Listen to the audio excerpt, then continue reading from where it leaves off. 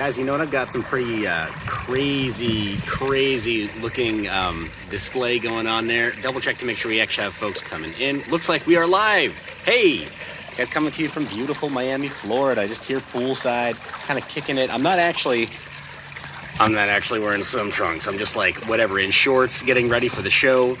We got a couple of team members who are not quite ready yet, and so I'm like, bro, I want to get more sun. I want to get more pool time. It's so relaxing right now. So let me jump straight into our markets. I could be mistaken, but I think that the way this is going to work out is that we're going to be able to see. Let's see. Come on. Nope. Oh my gosh. My goodness. Okay, so we're going to go back over to our GPU mining profitability, but we got all of our usual content lined up here. You guys let me know. Did this turn out? The correct direction? Because I think it should. At any rate, spoiler alert, Fear and Greed Index is currently at a score of 40. That means that we're still in technically fear or whatever, but it means that we're not quite as fearful as before. We're returning to something that's more of a neutral value. Let me step away from the water's edge too here, guys. That's probably a little bit distracting, getting that close to the pool. But we've got something of a sort of return to neutrality with the market sentiment. Let me know when you are tuned in, guys. Go ahead and say hello in the chat. Here we go. Infinite Loop. We're back here at the Infinite Loop. Hit that thumbs up and share this video as well, guys. Definitely appreciate you being supportive in that way. But yeah, we're in Miami. I think there's really no confusing the palm trees, the fact that I am shirtless outside in the sun, and it feels like, based on the last climate that I was in, it feels basically like spring to me, if not summer. Pool is heated to 80 degrees. Ugh. Yeah, I get the sense that after hours, there are things to go do. There's work to get done, but I think we're going to be spending plenty of time poolside too. All right, guys, back to our Fear and Greed Index. Score of 40. Taking a look just at the trend. It's showing the top 10 coins here when we go to the mobile view, which is interesting. We don't normally see that insert, even though we've got ad block enabled on this particular browser, showing us the current pricing for all the current top assets. Bitcoin is, of course, making its way back up towards $60,000. It held, right? It had that bottom support that didn't dip below $54,000. We kept hearing a lot of people who do TA talking about 54,000 being a very important key support level, and it held. So here we are back at 58.5K and rising. Last 7 days, we're up 2%. It's not as big a mover, right, as some of these other assets. Ethereum clearly triple the upward move. I mean, even at that, only about 7.25%. But at Decentral, we're talking about NFTs. We're talking about all of Web 3.0. We're talking about all of DeFi. And so Ethereum is kind of the main event at a show like this, this week in Miami. We had the Bitcoin event a couple months ago in Miami, which I'm sure was great. I didn't go to it. I was really excited about this one, and the team that I work for at Lunar Digital Assets was like, hey, we're going to have a booth there, so you really should come along. It's going to be a lot of fun. They're also, by the way, sponsoring the official after party tonight, so if you are in Miami, guys, you need to be there. We can meet and greet. Clearly, first round of drinks is on Lunar Digital Assets, and then some of the other sponsors as well, first and second rounds of drinks. So plenty going on tonight, but look up the Decentral website for more details there. At any rate, guys, I'm kind of rambling there about Ethereum. That's kind of a big deal this week. Stacks is doing pretty well too, though, obviously. It's a big mover this week, I think, in no small part because of City Coins and because of Miami Coin. Guys, I want to be very, very clear. I've talked about Miami Coin in a way that might make it seem as though I'm like antagonistic or that I'm like upset. I'm not. I want to see more stuff built on Stacks. I want to see City Coins do a great job of figuring out tokenomics that makes sense to the broader cryptocurrency community and that don't scare people away, right, from potentially getting involved. I think that they can sort that out. I think that Miami Coin is an early experiment in figuring out what can work as far as a tokenomic model that gets people incentivized to participate and not scare them away, right? Like if I'm not a resident of Miami, I don't mind visiting, but if I'm not a resident of Miami, I do not want to pay taxes here. It's really just that simple. Okay, notification that the live stream is going over on other platforms. That's really, really funny. But guys, other big movers you can see on the screen right now. Tezos, Luna is up big. Shiba is back in a very big way right now. 33% back up. Massive pop among the meme coins. Guys, I've been getting grief for covering meme coins as well. No. No. That's all I'm going to say to that. No. I think it's been validated, guys. We're seeing that there's plenty of reason to be excited about meme coins. And I don't know, KVU, you guys mind taking a look at the pool? All right? Is that sweat? Is that sweat I see on my brow? No, it's actually just the humidity. It's like literally 100% humidity in the air here. Because I literally just took a shower, bro. It's crazy. But yeah, bro. Sorry, I'm gonna use bro a lot because I'm in Miami. So it's just habit. Just habit, guys. Bear with me on that. But that's our fear and greed index. Here's the trend though, guys. We continue to flip-flop, and I've been talking about this for a while, right? We were in the dumps of fear before. And it seemed like we had to kind of flip back into a more neutral position in terms of market sentiment. We just had to. This bull run is not over. It's not out of gas yet. And so it just felt like we had to return to something that appeared to be more of a balanced market sentiment. It seemed inevitable to me. So here we are returning to something of net neutrality, sort of like a net market neutrality, market sentiment neutrality. And I think we're going to flip bullish and have people be very, very excited and greedy in the not too distant future. Certainly as we move towards something that could be a parabolic run up or a blow off top, we're going to see that sentiment shift. When? Bro, I don't know. I can't tell you that. I'm not a technical analyst, and this is not a show where I give financial advice. But the point is, I think we are going to see people's feelings on the matter change very, very soon. And when their feelings change, guess what changes next? Their spending habits. So fingers crossed we see that sooner than later. We do want to see it be sort of sustainable. If it happens too fast, then we do go into market conditions that appear, that are more closely resemble a blow off top. And maybe that isn't sustainable, and it's a lot more painful, right, when we finally get there. Guys, moving on in the news cycle. First off, just want to be very, very clear that I had that tab open because I am a speaker at Decentral. I think I just lost the spot there. Maybe you saw on the thumbnail, but I'm in the speaker lineup. Let me go ahead and move back up. We've got first off, there's great representation. It's not just all dudes, right? So plenty of ladies speaking at the event. Excellent contributors to the space, builders, people who are building bridges and who are creating more value in the Web3, the NFT, and all of the tokenized space, right? Anyway, the point is, if you go to the Decentral Miami website and you look under the speakers list, I'm listed there. It's flattering, right? It's very, very flattering. But that's part of a panel. At least today, there will be a panel that's streamed from the event. I'm going to take another seat here back by the pool if I can get close without it being too annoying or too distracting.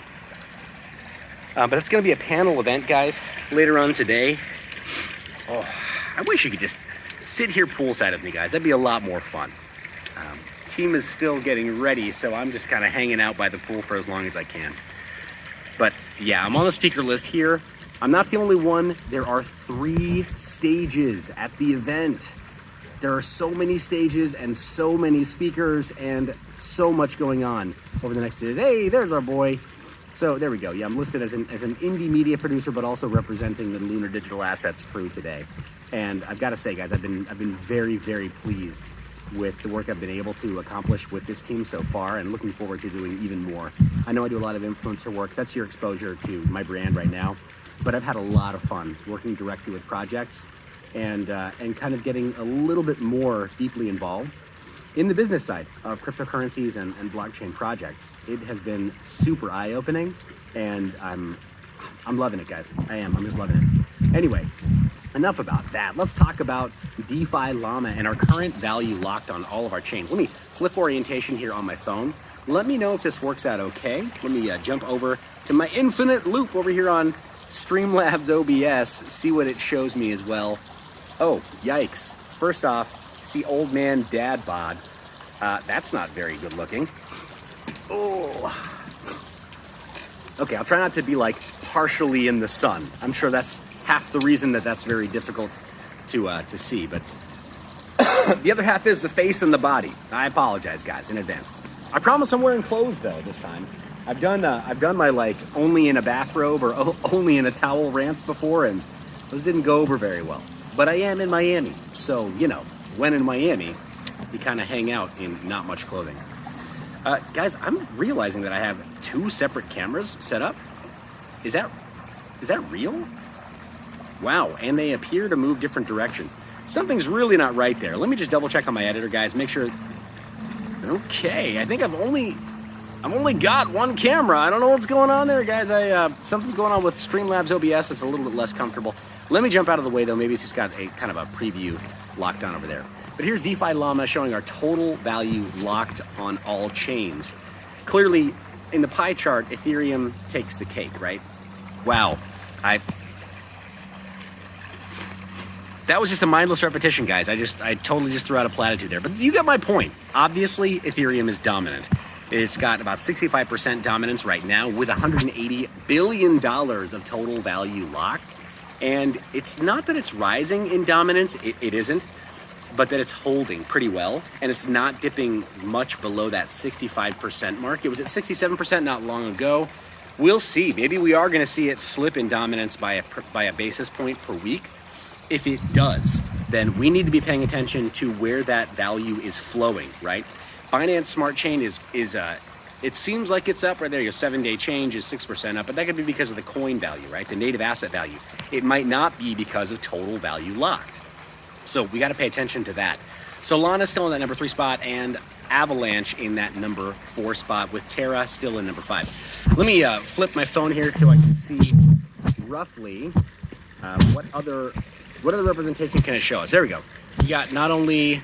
No, it doesn't show us our full layout, guys. On the mobile view, we only see our 7-day change, TVL, and then market cap to TVL ratio. We don't see the number of protocols that are participating on these networks. And that's just sad. That's just a real bummer. Because I think, you know, as per our previous live streams, my take on that is that we have to be able to put into context what all this stuff means. There we go. That's kind of boring, too. Take a look at the pool, yeah, shall we? We have to put into context what all this stuff means. And if we only see TVL, but we don't see the number of protocols that are participating on these chains, then we don't really know how much impact these chains have, in my opinion. I think we have to know in that context how many protocols are sharing that TVL across a given network. And if we don't know, then it could be the native underlying utility token, or the underlying asset that's propping up the TVL and giving us a false positive for a coin's performance or a network's performance. Case in point, Terra Luna, it popped off, right, with UST. And that could give us a false impression that Terra as a network is performing better than it really is. Ethereum, on the other hand, as we know, has hundreds of protocols that are running on top. It's got Chainlink. It's got every stablecoin ever invented. It's got wrapped Bitcoin. In fact, it's got multiple versions of wrapped Bitcoin. So in the aggregate, it's got a lot of wrapped Bitcoin that's locked up in smart contracts on top of Ethereum. That doesn't necessarily translate into the other smart chain networks as well, right? So we might think that there's wrapped Bitcoin on Binance. Well, we need to figure out how much there is over there, because there is actually, right? There is wrapped Bitcoin on Binance. But we have to contextualize all of the other kinds of networks that are running there as well. Guys, let me check in to see if you have any comments for me over on, let's take a look under Streamlabs. I think I'm just not even seeing my comments come through, and this infinite loop is kind of crazy, isn't it? Boop, boop, boop. That's crazy. I've got to come up with a better solution, guys. I think I may be able to in the near future, but for right now, while I'm on the road, this is easier than me firing up the laptop, trying to find Wi-Fi, using the non-video option, and not being able to see your guys' lovely faces. So bear with me, but do share this video. We are in Miami for the Decentral event, and so we're gonna have a lot more coming throughout the day and the next couple of days. Actually, we're here for Art Week in Miami, at least for a couple more days. I'm not going to be here all weekend. Sadly, it just didn't make sense for me. Gonna miss the wife and kids, so I don't like staying away for too long. But let's scroll down the list here on DeFi Llama, see if we can adjust this by market cap divided by TVL. And then we see Bitcoin. It looks really, really dominant when we go that route, but if we go inverse, yeah, it's not the most useful ratio by itself. You see that in isolation, it just doesn't tell us enough. Terra Luna appears to hit above its weight, same with Sif Chain, but nah. Now, you divide the market cap by the TVL, and it just as it approaches 0, or as it approaches 1, that's actually a stronger indicator that you've only got its market cap propping up the TVL, right? It's got its own native underlying asset propping up the TVL. So Kava, Tron, Huobi Echo Chain, Karura, Waves, these are okay platforms. Sif Chain too, phenomenal platforms, really. A lot of great building going on by these teams, and I would never say anything negative about them. But it does show a lack of adoption, right? Like this is tracking, right? What I'm trying to say here, you guys are picking up what I'm throwing down? Okay, cool. Let's move from DeFi Llama over to our GPU profitability over on whattomine.com. And we are on the GPUs tab of whattomine.com. Scroll or I'll zoom out so it's a little bit easier to see more info at a glance, but I can't zoom out too much because the text size is too small. We're at a 14 cent per kilowatt hour figure. We want to reflect on this chart what most people are paying. And if we stick with just 10 cents per kilowatt hour, that doesn't tell the full story. When we're mining at home, when we're mining on residential power, we're typically a little bit closer to that 14 cent per kilowatt hour figure as an average. Some people are paying almost a full 25 cents, like a full quarter of a dollar per kilowatt hour, and that's just a killer, right, to GPU mining profits. Some are paying 8 cents or 6 cents per kilowatt hour. And if you're doing that, great, good on you. But if you can't, that's fine. That's pretty normal, actually. 14 cents per kilowatt hour gives us a much closer real world estimate. The RTX 3090 is still clearly in the lead at just under $8 of profit every single day. So not bad, but not as good as it has been historically. We are seeing a little bit of a dip in profitability. But let's see what our suspects are, what our typical sort of mining profitable coins are right now. Usual suspects are present, right? We got Ethereum obviously in the #1 spot for most cards. And I'm just going to zoom in on this side, the top coins in profit for right now. We've got Ethereum Classic. Equilibria is back on the leaderboard, at least for the 3090, which I wasn't expecting to see, but it has kind of kept coming back. And I've been telling you guys that I'm going to do a deep dive on Equilibria. I haven't been able to just yet. I want to because it's clearly got stronger fundamentals than I initially thought. That was my mistake. And clearly, I ignored it too much, I think. It keeps coming back into profitability, and I keep hearing good things about the founding team and what they're working on. So expect to see something along those lines very soon. Ethereum Classic is on the list. Zero, using the ProgPow algorithm, is also on a list, which, again, fairly strong fundamentals, but I don't know enough about it to speak to you about it in a responsible way, we'll say. I wouldn't want to say something that is totally inaccurate and make it sound like I'm trying to take that project down a peg or whatever. There's some other projects that I'll talk about very openly about the lack of fundamentals and the lack of adoption. Even though they're popular and many other mining content channels think that some of these other projects have the power to go the distance. I just disagree fundamentally. And guys, I told you about Chia, I told you about Polygon, and I've got a couple of, I feel like my strike rate is pretty good on some of those projects. But nobody's perfect. So I want to learn more about Equilibria and Zero before I talk about those, we'll say. And I don't want to compare myself directly to other mining content channels. Phenomenal people in the space. The GPU mining fam is just one of the best. Flux is also on the list, right? It's great to see that with the parallel assets rolling out across multiple smart chains. So you're going to see even more parallel assets rolled out in the future with retroactive payouts of those parallel assets. So what you see here is not what you get. The number is going up in both the native underlying asset and you're seeing additional payouts through parallelized assets. So it's not the full story. What you see here on What to Mine with Flux, and they're another one that you should not underestimate. But Equilibria is showing up on the list a lot. Ethereum on the list a lot. There's Firo. Looks like it's showing up for the Radeon 5700 XT. Great to see Firo, another strong fundamental project with its own novel zero-knowledge system, right? So this is a privacy coin that is not based on Zcash. It's a privacy coin that is not based on Monero. It is its own thing.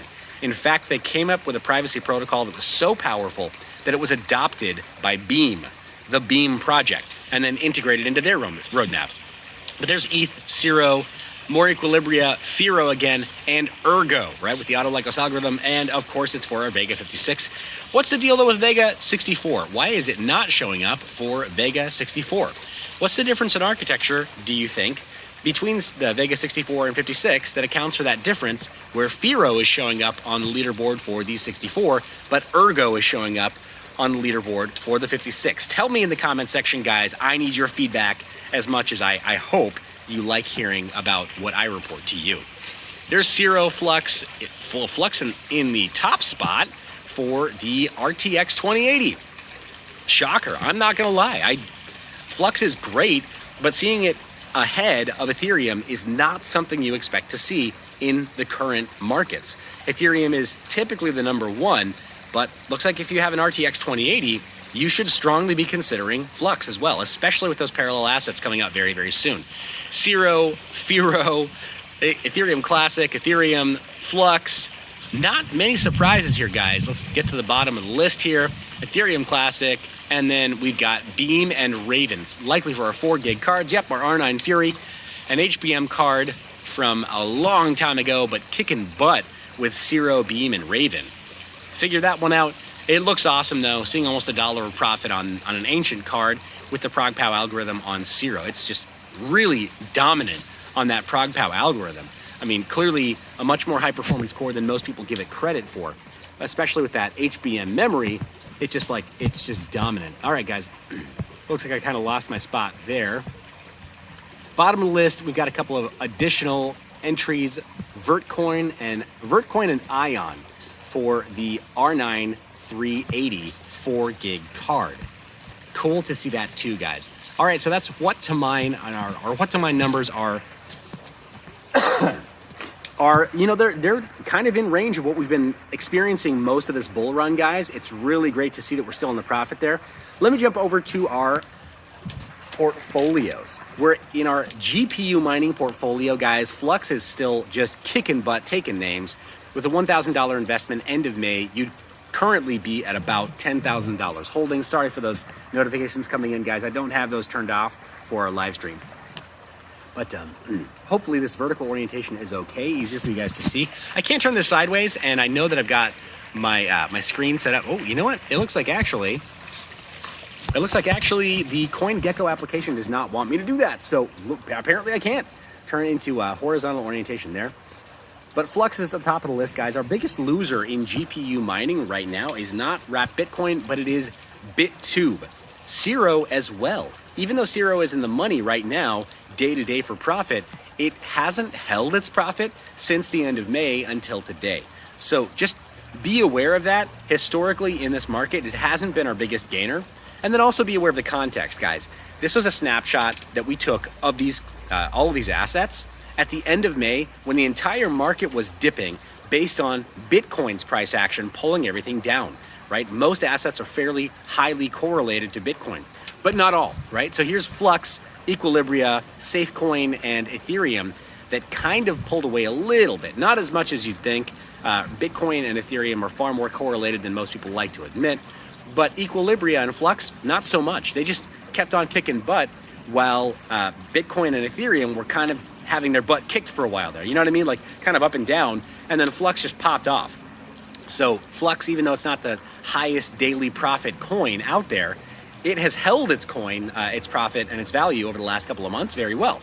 But the opposite is true of Zero, even though it's on our leaderboard for mining. All right, moving from our GPU mining portfolio into our hard drive mining portfolio, guys. Looks like our 24-hour change, we're down. Well, we're not down bad, but we're down over the last 24 hours. However, we are still up since we made the portfolio, and our top gainer is still storage. Even though over the last 24 hours it's down a little bit, it is still the thing that's holding this portfolio in the profit, in the money. If it were not for storage right now, this side of the portfolio would look very bleak based on when we made it in May. Unfortunately, guys, bottom of the list, biggest loser still is Chia. It's up over the last 24 hours, but it's still under 150 bucks. I sincerely hope that if you are holding Chia right now, that you have a plan, work your plan, be dispassionate, guys. Don't lock in your losses by just dumping. Certainly, you don't do the project a favor, and you don't do yourself a favor by just dumping when you see the first sign of trouble in a project like this. Okay, first off, Filecoin, you're not that special. He's jumped into the individual view, guys. I didn't want to get too weird there. But yeah, guys, with Chia, be careful, right? I'm not advocating that anybody go out and dump coins. Not at all. That's super irresponsible, right? So please don't misunderstand. I don't mean that at all. But with Chia, do have a plan. Figure out what you're going to do. If you're still currently farming Chia because you have some of your hard drives already plotted, then good for you. But perhaps consider taking profit if you're getting regular payouts now. Consider taking profit and just identify what those points are for you. This is not legal financial investing or business advice, guys. It's just common sense. If you hold on to a coin and it experiences additional difficulty or hardship, then you will experience that difficulty and hardship along with it. Your portfolio will dip right along with it. But if you do take some profit and hold on to a moon bag, well, guess what? Your moon bag, when that coin goes to the moon, is going to do well. However, you will still have locked in profits and perhaps been able to pay off your equipment. So for those of us who are in the mining space, like this is essential, right? We have to think this way. If we don't, we can get wrecked on the cost of our hardware. I mean, yes, I know you can talk about amortization schedules and writing off the equipment itself, reselling the equipment, but hard drives, frankly, are very hard to resell. And that was the biggest problem with Chia when everybody went nuts over Chia. And I talked very openly about that. Hard drives don't resell the way that GPUs do. So be careful, have a plan, work your plan, and don't wreck the coin. Guys, I'm trying to be as clear as possible. I think that Bram means well. Right? I think Bram Cohen means well. I think he's done phenomenal work in the past, and I'm a huge fanboy of Bram Cohen's previous work. So I'd love to see him actually build something that's of value, and we don't help him if we just dump the coin. All right, moving on from hard drive mineable coins into our CPU mineable portfolio. Guys, CPU mineable portfolio is actually up over the last 24 hours, not by much, but it is up. And our total P&L in this side of the portfolio is awesome. Again, it's the Raptorium show. Ta-da! Jazz hands here poolside. Raptorium is killing it, guys. What else is new? Raptorium has just been destroying right now. And I realize there's been some kind of like negative talk about Raptorium in the GPU and crypto mining space. You guys take it at face value. We're all trying to talk about different sides of the market. And if we all shared the same opinion, it would be boring, right? If you tuned into my show and I told you the exact same stuff that Red Panda Mining was saying, then why would you have to watch my show? And if you tuned into Red Panda Mining show and he was only, copying what I'm saying, well, again, why would you have to watch my show? He's got a bigger channel. But you get my point. We all need to talk about stuff that's a little bit different and give our unique take. If we didn't, then there'd be like one GPU mining show, one how-to show, one guy that tells you all this stuff in German, one guy that tells you all this stuff in Russian, one guy that tells you all this stuff in Spanish. It'd be kind of boring. That's why I like talking about the markets from a holistic standpoint, guys. And because I can. Right? Like, let's talk about this very, very seriously from the sort of like zoomed out GPU miner as a quasi-investor, right? Becoming a crypto investor perspective. But Raptorium, in my opinion, it's making all the right moves. It's not exactly a parabolic run-up that is unsustainable, in my opinion. We've looked at the market cap, and in my opinion, the market cap actually has headroom. People who think that it can't go any higher, they're not paying attention to market fundamentals. They're trying to talk to you about GPU mining and blockchain fundamentals without paying any respect to what crypto markets do, right? Like, if we only look at it from a technical, like a development and blockchain fundamental analysis perspective, as opposed to also a broader market fundamental analysis perspective, we're going to get lost in the weeds. We're going to talk about only like hashing algorithms and only network security or only tokenization or only potential roadmap or only potential partnerships, and that's it. And I think that's a mistake. We've got to zoom out a little bit. Raptorium has more going for it because they started with a use case. They didn't just say like, oh yeah, you could make tokens on this. That'd be really cool for somebody somewhere. Somebody please make tokens on this. No. Raptorium had a supply chain tracking business model in place already with a thriving global market. They understood that market very well. There was no speculation at all on their part about what they were tracking for supply chain or who they were serving as a customer base. So no, guys, Raptorium has much stronger fundamentals than some of the competitors that they are compared to. And it's unfortunate because Raptorium totally rebased their code and totally distanced themselves from other projects that they're being compared to now. So yeah, without making it weird. Oof. Sorry for all those notifications coming in, guys. But Raptorium, biggest winner. Biggest loser looks like WowNarrow on paper, but let's be very, very clear. WowNarrow is also a 25-cent coin that's a meme coin / testnet. I'm going to stand by that one, till the wheels fall off. WowNarrow is amazing. Shout out to John Murphy, guys, and the whole WowNarrow crew. ASIC mineable coins they're up. This side of the portfolio is not bad. Biggest winner is still GMT, not actually a native asset itself. CKB is up in the rankings. Guys, great job, Nervos. Way to leap forward, surge forward there in the rankings. Zcash has really popped off lately as well, but last 24 hours, it's down significantly. Guys, why so much volatility? Why so much crazy fear and greed with Zcash? I don't understand it. You tell me in the comment section if you think you do. Look, ZK snarks are amazing. But I'm going to say something totally uncontroversial. Ethereum has them. Ethereum has Tornado Cash. Every bit of privacy that Zcash offers, Ethereum already has. And it has it across the native asset. It has it across the stable coins. It has it across wrapped Bitcoin. Go to Tornado Cash right now, and you can apply ZK snarks the way they're supposed to be used on Zcash. You can apply ZK snarks across a number of assets natively on Ethereum. Please help me understand. Please make me understand in some meaningful way why Zcash is a competitor to that today. 3 years ago, maybe. 5 years ago, certainly, right? It was very, very novel. It was very, very new. But ZK snarks have no longer been the sole province of Zcash for a lot of years. A lot. Help me understand why I should care about Zcash today in 2021. Guys, that's a genuine question. It's not just a challenge, but please help me understand. I'm struggling to understand why. I see that there are plenty of light clients, light wallets that are now adopting the private by default send, the shielded sends, so Z to Z transactions from within Zcash. But guys, the overall utilization of shielded transactions on Zcash still numbers less than 1% of all transactions on the network. I don't care if all of those transactions are literally from the whale wallets like the founder, right? Zuko, who is still like one of the largest proven whales on the network because of the dev fee that goes to him. So I don't care if 100% of his transactions are shielded. So what? I need to know that every person using them is shielded for me to believe it's a privacy coin. If not, if it's just conditional privacy, then please help me understand why Ethereum with Tornado Cash isn't better. I need to know. Guys, I really do. I need to know. I need to understand. Because I'm at a DeFi summit right now where everybody at this show, and I mean like everybody at this show, even the plebs walking through the door who know nothing about blockchain, they've all got an Ethereum address. They can all go use Tornado Cash today. They can. And if they don't want to use Tornado Cash on Ethereum, they can use Tornado Cash on like Polygon. They can use Tornado Cash on Binance Smart Chain. I mean, I realize there's centralization issues there. We're not going to get into the weeds on that one. But the point is, they can apply ZK Snark privacy technology to their transactions right now.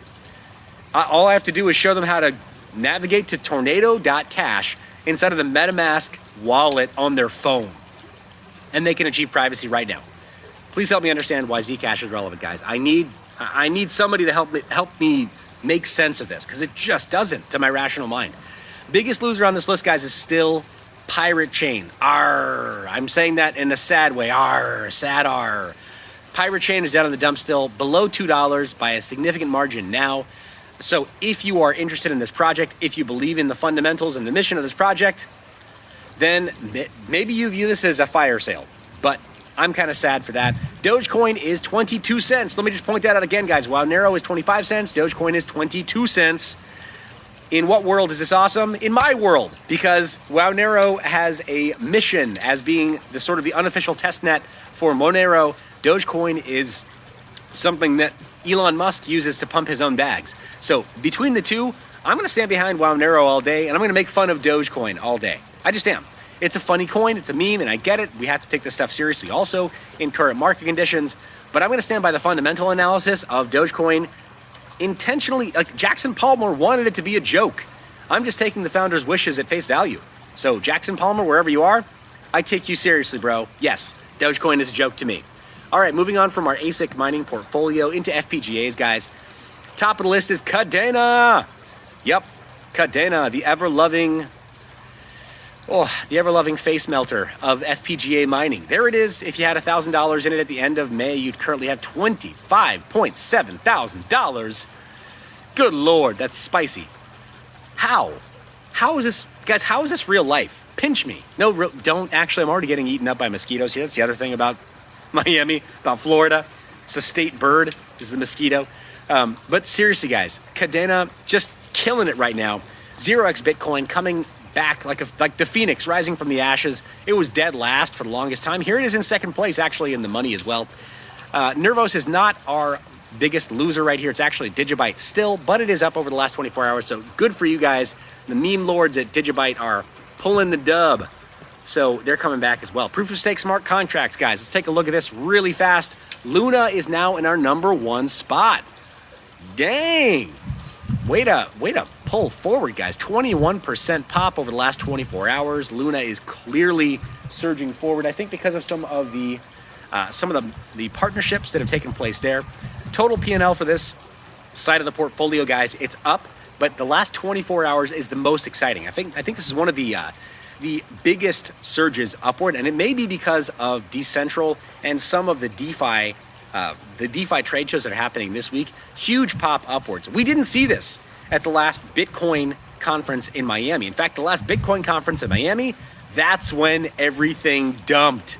But here we are in Miami again for Decentral, and clearly smart contract networks are just killing it. Luna is our #1 spot. Solana, then Phantom. Phantom was our #1 previously, but Luna really surging forward, doing awesome. Everything else was printing profits from that initial $1,000 paper trade in the $5,000 range. Now this has popped up to almost $8,000 in your portfolio if you were following along with that trade back at the end of May.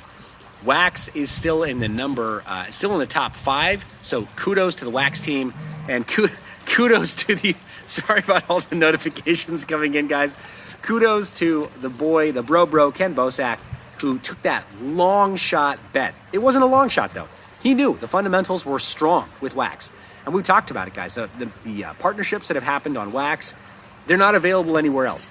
And there are people who bet long and who bet big on Wax, and they've won big. Even though the last 24 hours, right, we're seeing an almost 5% dip. Dudes, Wax was measured in fractions of a penny not that long ago. Here it is at 70 cents, and it's making its way towards $1, and it's got headroom. I talked about it. It's got headroom to go to $5. It does. It just does. Don't doubt, guys. Believe.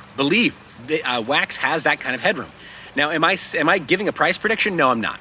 I'm absolutely not. I'm just saying that from a fundamental standpoint, just looking at the total value locked and looking at the additional headroom for more partnerships and the additional headroom for growth, I firmly believe that Wax does have headroom to grow. And so I do think that it has that potential to go all the way up, to run almost all the way up to $5. Maybe not quite $5, but just saying, it's got that headroom. Guys, Cosmos is back up as well. The IBC gang is out here in Miami. We're going to see some of these projects. I'm going to get a couple of quick interviews with these folks out on the showroom floor, and then I'll post those later on tonight or tomorrow morning. So I will not be live streaming those events. But some of the Cosmos team and the IBC gang is going to be at Decentral. I can't wait to talk to some of these people and show you their booth later on today or over the next couple of days. Biggest loser is ICP. Are we really shocked? No, we shouldn't be. We really shouldn't be. Guys, moving on from proof of stake smart contracts over to the junk drawer. What do we have in the junk drawer? Top of the list is Saitama Inu. It's back. That's right, back over $1.5 million worth of profit from that initial $1,000 end of May. Unbelievable, guys. What the heck kind of world do we live in where that's possible? Well, I don't know, but we're living in it right now. It's a reality. Somebody out there has got over $1 million in their portfolio for real. We just got a paper trade, but somebody out there in the real world has $1 million in their portfolio of Saitama Inu, and they are living their best life right now. So whoever that person is, congrats. I didn't have that kind of conviction in meme coins back at the end of May, but there were people out there who did. So those folks who bet big won big. And in some of these other coins where they lost $1,000 or they lost like whatever, let's go to the bottom of the list in the meme coins. Kishu Inu, right? Like if they put in $1,000, they didn't lose all 1,000, guys. They lost a few $100. And if they put $1,000 into Saitama Inu, they didn't gain just 1,000. They gained $1 million freaking dollars. Unbelievable. So in meme coin territory, when you guys get upset that I'm doing reviews of meme coins, please check yourself. This is the reality, this is the new normal, and it's going to stay the new normal for the next little while. So I'm not gonna back down, and I'm not gonna apologize for reviewing meme coins. They matter right now. We have to pay attention to them. It's not that we have to take them seriously or whatever, but somebody who made these trades here, their gains are real. This is a decentralized, permissionless coin. When they go to Uniswap or when they go to 1-inch DEX, if there's enough market depth to buy up their sell orders, then all those dollars are real. And if they just have to stage their sell-off by whatever, maybe $50,000 at a time or $100,000 at a time, so be it.